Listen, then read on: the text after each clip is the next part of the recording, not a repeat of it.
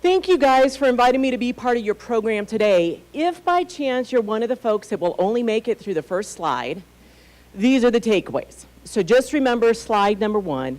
The point is that we have been seeing disparate growth across the state. And I think, you guys have been actually part of that disparity, not necessarily recovering at the rate that everybody else has, although we've started obviously to see numbers that have turned that around. But I think that that is one of the big cautions for the state as a whole, is to be thinking about how do we manage this disparity across the state. Second, migration. Sometimes you love them and hate them, right? They're on your highways, they're taking up all of your housing units, but parts of the state actually really do need more migration to fill jobs that we're creating. So how do we continue to attract and retain the best and the brightest? Aging, man, we're doing it every day, but it's better than the alternative, right? So how do we manage that well? And I know that definitely Mesa County, as well as Western Colorado, attracts and retains a lot of the aging population. And so how do we leverage that? How do we use that to our best ability? And how do we also manage that change in our labor force? How do we manage changes and be prepared for managing changes in our industries? We know that there are definite changes to retail, manufacturing, construction. How are we best prepared, best resilient to manage those changes over time? Also looking at increased race and ethnic diversity, especially in our labor force, and in an area like this where I know there's a challenge in terms of attracting and retaining, is also how do we look at attracting and retaining a diverse labor force? And then a little bit of information about Colorado's forecast in terms of population change, kind of continuing to grow but at a slowing rate. So big picture, in order to understand where we are, it's important to understand where the U.S. is. So the U.S. is growing about by 2.3 million people a year. That's a 0.7% annual average increase. We're at about 325 million people in the U.S. And that seems like a lot of people, right? And that growth. Slowest growth rate in the United States since the Great Depression in the 1930s. So I know it seems weird, right? You're like, God, really? That slow? Yes, we're slowing down in terms of growth rate. Colorado is ranked 9th fastest growing state at 1.4%. We're at 5.6 million people. But last year, we were 7th, and the year before that, we were 2nd. So we're also slowing down, and relative to other states. We are 8th in total growth, increasing by about 77,000. Again, we were a little bit faster last year at 90,000, and the year before that at 99,000. But in relative senses, a lot of people, it's that cost benefit. People know people. People know people. 77,000, a lot of you might be thinking, oh, that's a lot of people. Any Texans or former Texans out there willing to admit it? Okay, there we go. Gotcha. How much do they increase annually? 450,000 people. Imagine trying to manage that type of growth. Now, granted, much bigger state, but at the same time, that's a lot of growth. But since 2010, Colorado's increased by 578,000, but we know that that growth has been disparate. We have some counties increasing and some counties declining. And if we look at the map of the state, all of the red, orange, yellow counties are counties that have been increasing in population. All of the shades of blue are counties that are declining. So we've got almost a third of our counties declining in population. And so the question is why? Why, if we are one of the better economies in the U.S., one of the fastest growing states in the U.S., do we see it that not the entire state is leveraging those opportunities? And that's what I mean about this disparate growth. So what is it? Is it access to what? Is it access to affordable health care? Is it access to transportation? Is it access to broadband? Or is it just the relationships of the different types of industries that are in different areas that are then susceptible to booms, busts? It could be agriculture, it could be mining, oil and gas. But again, it's important to think about what creates growth and why, and how can we maybe do a better job of it in the state. When we look at total population change, it's important to understand that there are two pieces. The bottom piece is natural increase. That's births minus deaths. So when you think about it in total numbers, those are babies. So it's births minus the deaths. The red component is net migration. The total bar is the total growth. And so we can kind of see, and I doubt this will reach. Nope. We can see that over time, that line, you can see the 100,000 line. Colorado grew by over 100,000 once in the 70s, 7 times in the 90s, and since 2001, we have not reached that 100,000 mark. We got close in 2015, but then we started to see a slowdown in the growth in Colorado, as well as slowdown in natural increase, the births minus deaths, which I will show you in a second. And talk a little bit more about, because it's important to understand that we're seeing both a slowing in births as well as an increase in deaths, not because there's any weird plague, but just because there's a larger share of our population in ages that have higher death rates. If we look at net migration across the state, we can see the same pattern. Red, orange, yellow are counties that are attracting people. All of the shades of blue are counties that have lost population due to outmigration. So you can see a lot of the Eastern Plains and a lot of Northwest Colorado in that bank.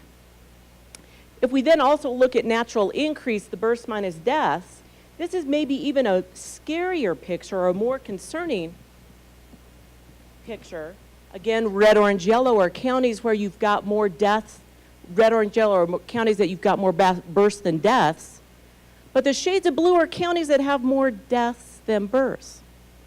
So my question is, how do these counties continue to operate when they're in a phase of natural decline?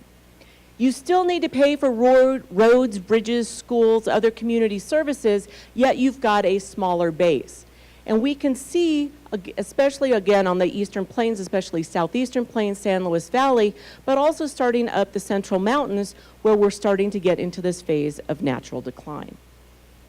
Now, Mesa County, no. Mesa is a big county, but it's getting closer on that phase of natural decline, which I'll show you in a second. I know this is the most boring chart. You're going to be like, all right, Elizabeth, you need to go back to school and work on your charts. But how else do you do total population change? So if we look at Mesa's population over time, I kind of wanted to show this trend that you've been basically on a steady increase, and except for where I would call your booms, you're almost on that same trajectory of growth. But you did have some interesting times, both in the 80s and then recently, where you've had to manage and deal with these booms and then busts. But that total change has been along the way. Even though Mesa's County has been slow in total growth, so when we've seen the growth, it's only increased by about 4,700 people since 2010, what I would say is, well, at least it's positive. Because there were some time periods where I think a lot of you, and especially on the entire Western Slope, were probably thinking to yourself, are things going to turn around? And what we have seen is things turning around. And the annual average growth rate for the county as a whole at about 0.5%, with both Grand Junction and Fruita kind of leading the way at 0.7%. But Colorado's annual average growth rate is 1.4%. So this is half of what the entire state has been growing by. If we look at this concept then of births, deaths, and migration, the green line is your net migration numbers.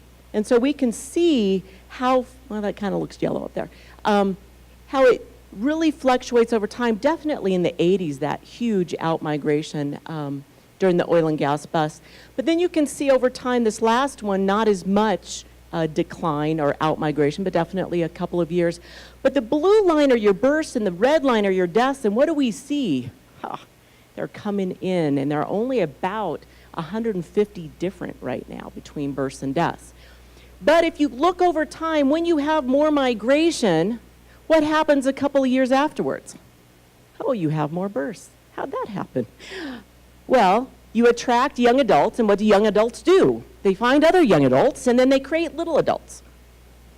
So that's something to keep in mind, is now you're starting to see an increase in net migration.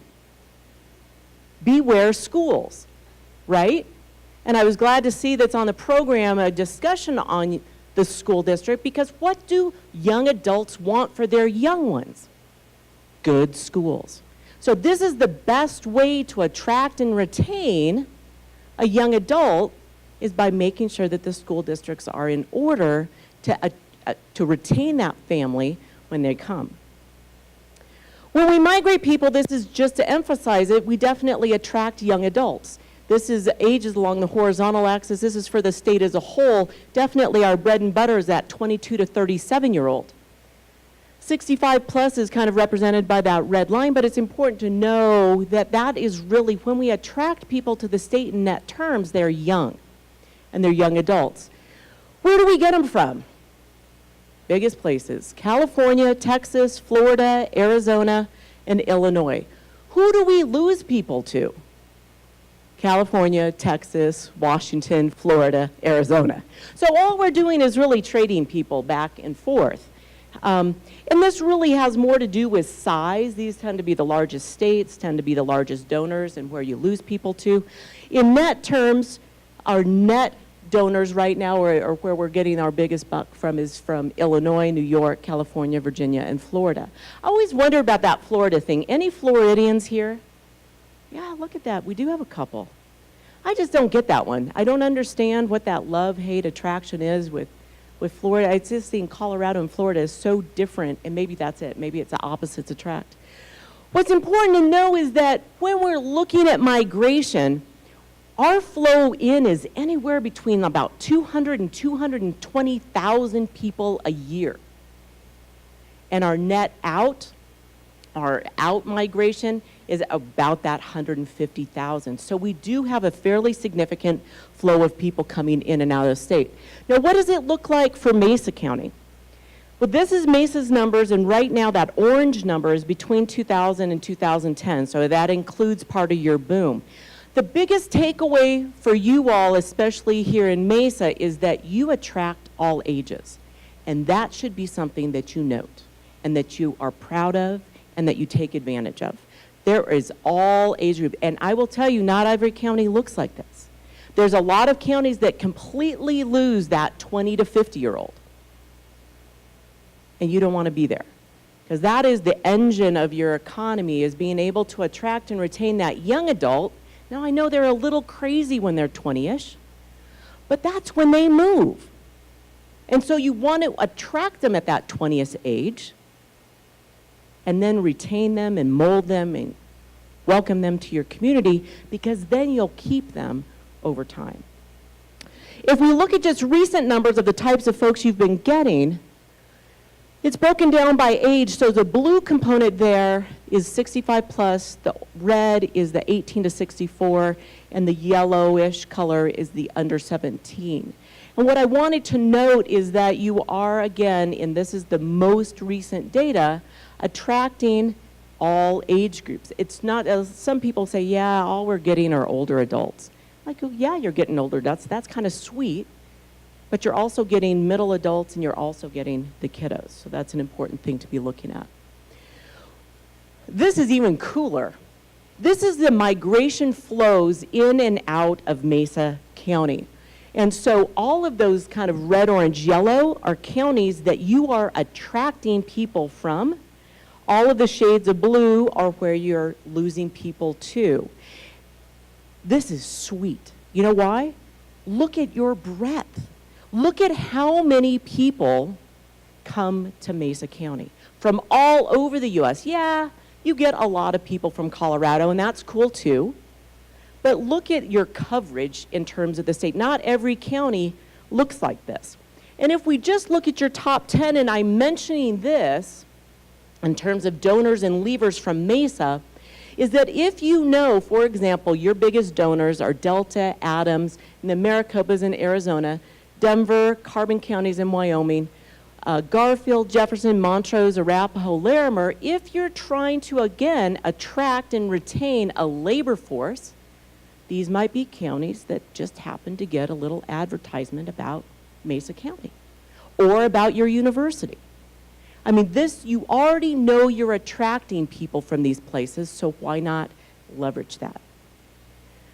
Why do people migrate for the most part typically for a job. And if we look over time, the blue bars are job growth and the red line is net migration. So we know that these two pieces go in concert. As you grow more jobs, you need to attract more people to fill those jobs.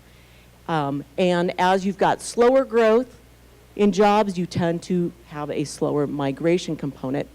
So where are we in terms of jobs? Well, all of the red, orange, yellow counties are counties that are back to pre-recession peak levels of employment. All of the shades of blue are not. That looks a lot like our migration map.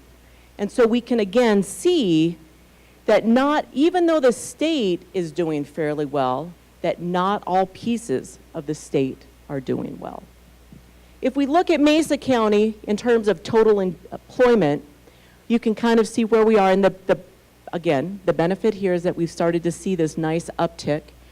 Still about 5 to 6% below pre-recession peak levels of employment. But if I had this laser working, what I'd want you to do is almost do a straight line, go back from about that 2002, 2003, and it's almost back on trend of where things were going prior to the boom.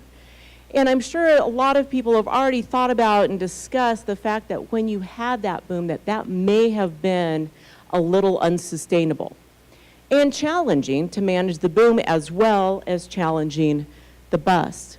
If we look at what industries are driving your economy here, the number one area, and this is our base industry analysis, and again, we've got this available for every county, the number one area that we see as your economic driver bringing in, again, outside dollars, is regional services. And you're like, what the heck are regional services? Well, those are primarily construction, communications, trade and transportation, professional and business services, finance and insurance, education, and health. And that is your largest economic driver. Your second one, retirees. You're like, what? How is a retiree an economic driver? Well, they're bringing in their outside dollars and they're spending them here. They're bringing their savings, their pensions, retirement, and they're spending it here. And that is creating jobs and part of the economy.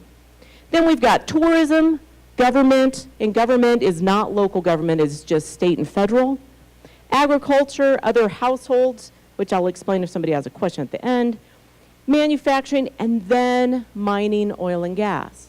So even though that's what a lot of people think about when they think about West Slope and especially Mesa and this area, it is further down the spectrum in terms of total job growth or total jobs supported from this economic engine. Important piece to look at. What are the key employment by industry areas? What we're seeing is their number one employer is healthcare and social assistance. You go back 10 years ago, what was number one? Retail trade. Across the country, we're seeing this same thing to where now healthcare is an employer. And it is due to the fact that we're aging.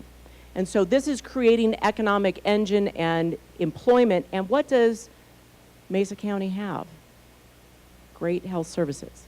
And so that's an important factor to be proud of and to be aware of, that is also one of your largest employers. And I also have this broken down by color. And so the red are industries that pay below the average weekly wage. Purple is paying average weekly wage, and then that's supposed to be green. I don't know what color it's showing to you guys. It kind of looks it's yellowish. Yellowish orange is what industries that pay above average weekly wage. So we can see that the number one employers are healthcare, government, retail, accommodations, food service, and then construction, other services, admin, and support. So you can see where those big drivers are. What has been the growth since 2008, since you're still below pre-recession peak? So we can look again on the right are the industries that are above pre-recession peak levels of employment, which include the healthcare, government, agriculture, private education, accommodations, food service, and management of companies, and some real estate as well. All of the other industries are still below pre-recession peak levels of employment, and they're all very much tied to the mining, oil, and gas, obviously, with the construction, mining, and where we can see, again, a lot of industries tied to the mining, oil, and gas. What's important to know this is that employment is still down about 3,200 jobs from the pre-recession peak level. If you take out mining and construction, you're only about 600 jobs from pre-recession peak levels of employment. So important to know that it's really that big component that is still putting some downward pressure. When we also look at total jobs and look at entrepreneurs or sole proprietors, what's important to look at is that you're almost back to pre-recession peak levels of employment, only down about 300.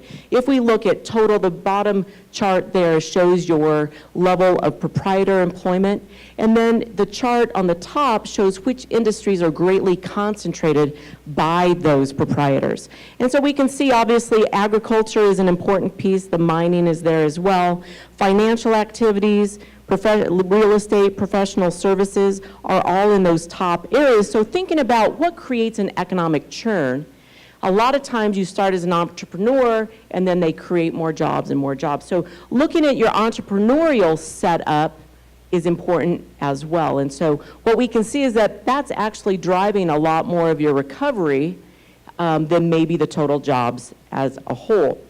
And in terms of that recovery, where are we in terms of unemployment? So the red line is Mesa County's unemployment rate. The blue is Colorado, and then that green line at the bottom is the difference between the two. Point being is that you're almost back to those levels that compare to the state as a whole. And why does that matter? When your numbers are lower or as low as the state as a whole, you tend to attract more workers because they think of Mesa as a place for opportunity. They think of places to come to. So this is an important component to see, is that you are on this nice downward trajectory in terms of the unemployment rate. And if we look across the state, you can also see that you are doing relatively well at 3.3 for April compared to Colorado as a whole at 2.6. The darkest colored counties are those with the highest unemployment rates. The lightest colored counties are those with the lowest. Where are you in terms of wages? Yes, below state annual average wages or average weekly wages, about 817 compared to 1,095. And these are state annual average numbers compared to monthly. Your change in wages has also been slower than the state as a whole. But instead of thinking of this as a disadvantage, think about this as maybe an advantage. You've got lower cost of living, yes, lower wages. Could we attract employers here and see this as an opportunity to attract people to this part of the state? When we look at commuting, I also wanted to bring this in because I wanted to show that you've got a lot of trading partners in terms of commuting. And so your roads and bridges and transportation corridors are incredibly important. If we look at that center component, those are all of the people that work and live in Mesa County. If we look to the left, those are people that live outside of the county and commute in, so it's a little over 11,000.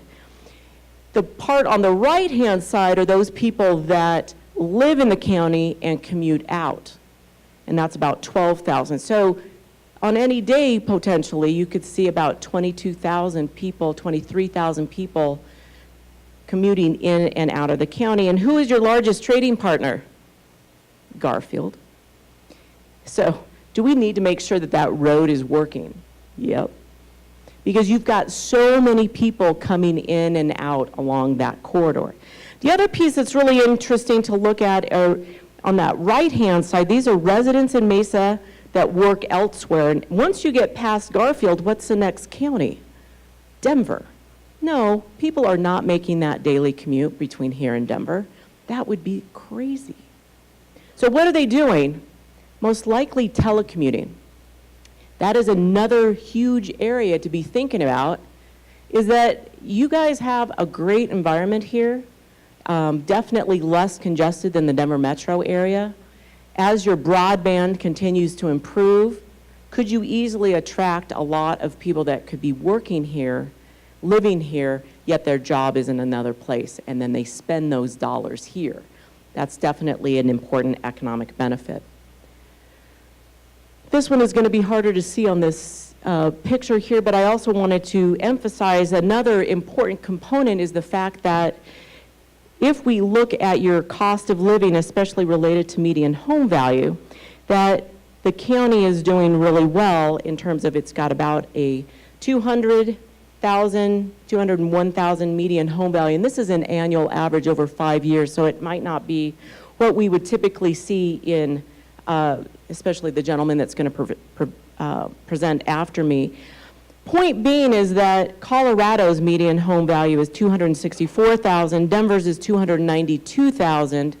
Definitely a comparative advantage that Mesa has over the Denver metro area is that cost of living. And I presented to a nice group that came into Denver. It was like the young professionals from the chamber or something.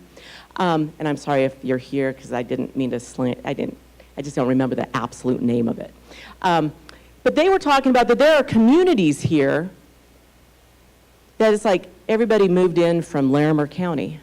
There's like a neighborhood of Laramerites. But that's an important thing to be thinking about because they're looking at that cost of living in Larimer County. They're saying, shoot, you know what? I can get a better deal in Mesa. It's a lot of fun in Mesa. I can do a lot of things in Mesa. They've got airports, hospitals, roads, education. And so they're moving here and seeing that cost advantage. And so that's one of those comparative advantages to leverage, especially on the whole western slope, is that cost of living. So let's talk about age for a little bit. Why? Because everything you do changes by age. Where you shop, what you buy, where you're entertained, types of home you want, your spending patterns, everything changes by age. And so if we look at Colorado's age distribution, it's broken down by generation, and you can kind of see it there on the far, far right. We've got the greatest generation, followed by the blue, light blue there is the silent generation, those purple boomers, the green, Gen X, the red, millennials, the blue, next generation, or post-millennials, and then the brown, next generation. This is Mesa County. Actually not that different from the state as a whole. And a couple of benefits to see here, well, a couple of things that I want to point out is one, you've got a lot of boomers. Now, who will admit to it? I was going to say it better be most of the room, according to this chart.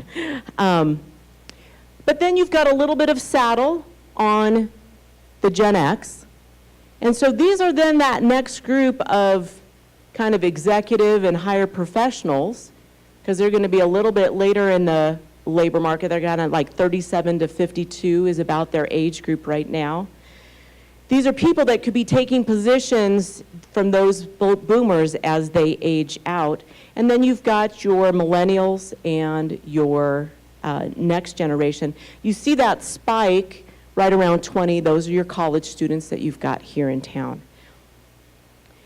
You see that slope, and a lot of you might be thinking to yourself on that slope, on that aging side, they're like, man, is that like the death curve? It's like, no, no, no, no, no, no.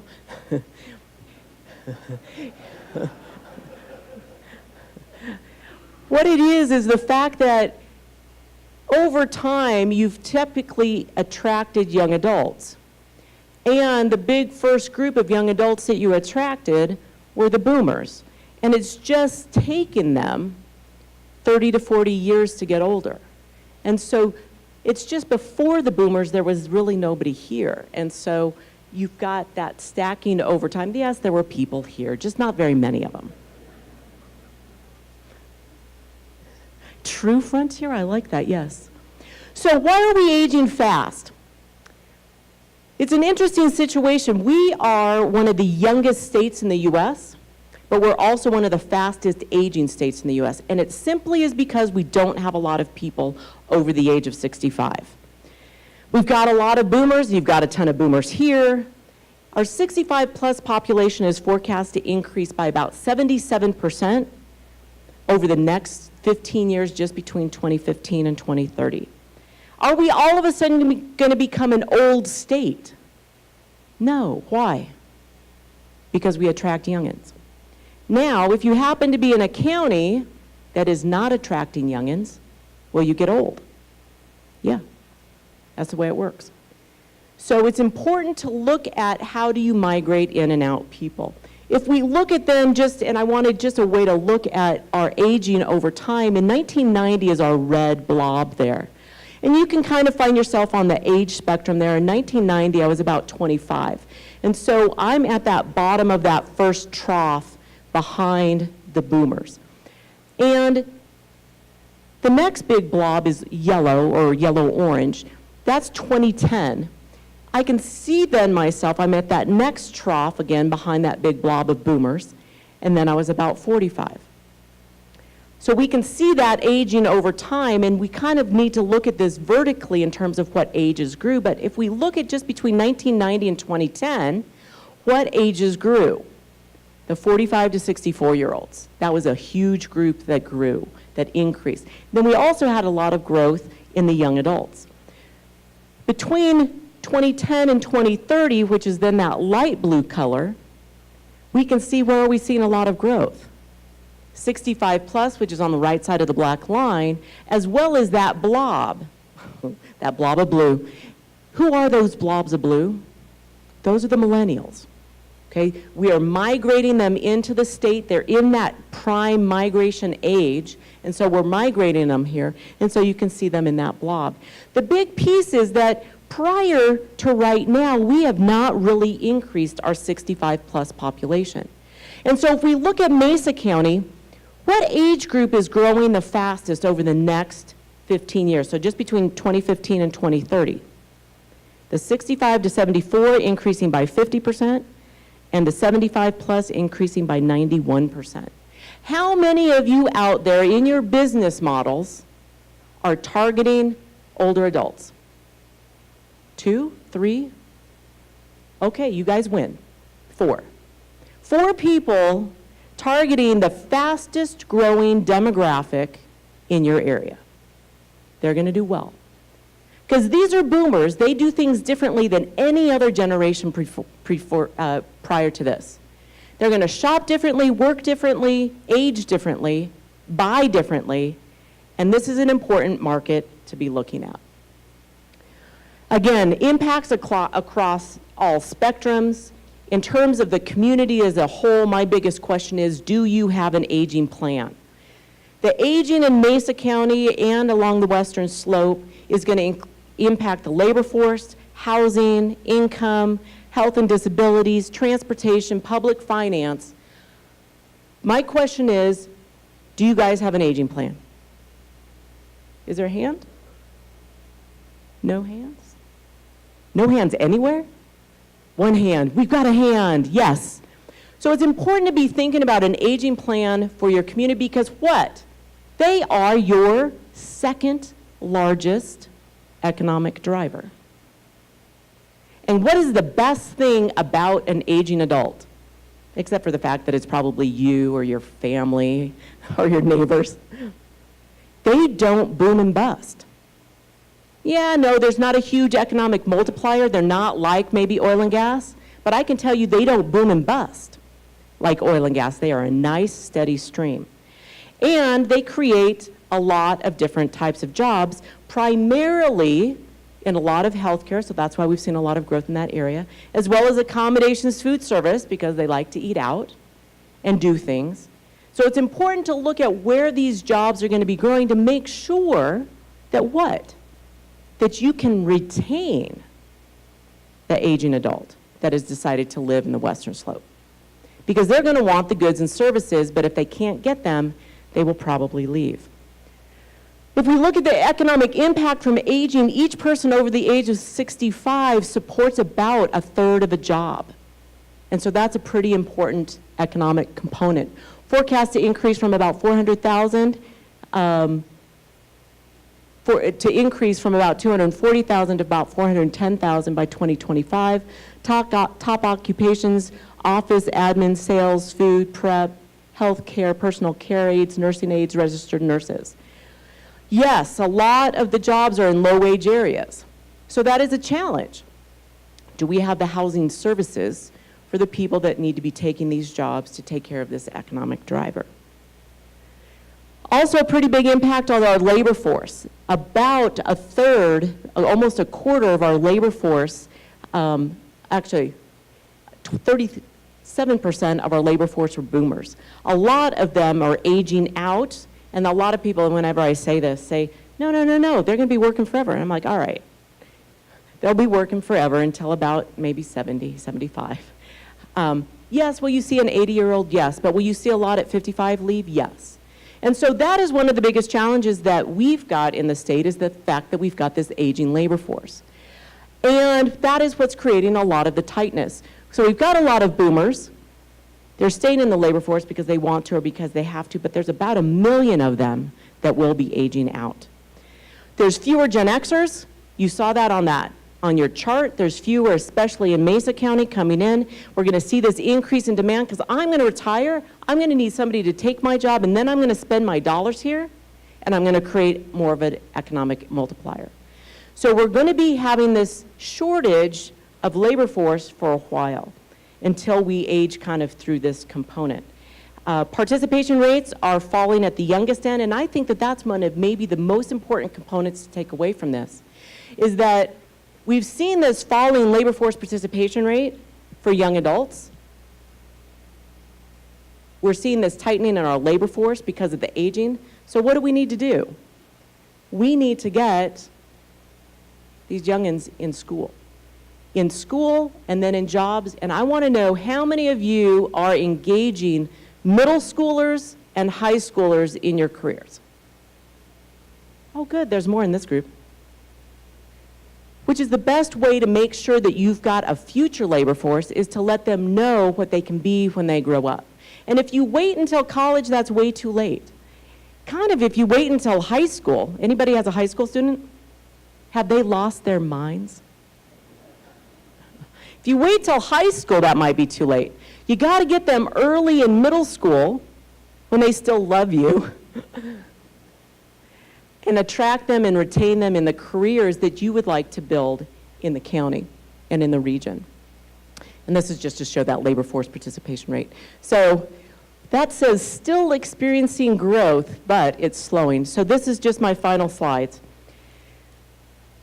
We're forecasting continued growth in the state, but at a slowing rate. You can see from that slides there both a slowdown in natural increases as well as a slowdown in migration. Why? Because we're seeing the whole U.S. slow down. If the U.S. is going to slow down, we're going to slow down with it. We're seeing birth rates slow. I'm sure you heard that on the news a couple of weeks ago. Largest decline in birth rates. We're seeing slower migration. So we're going to see a slowing growth. We're also seeing slowing job growth.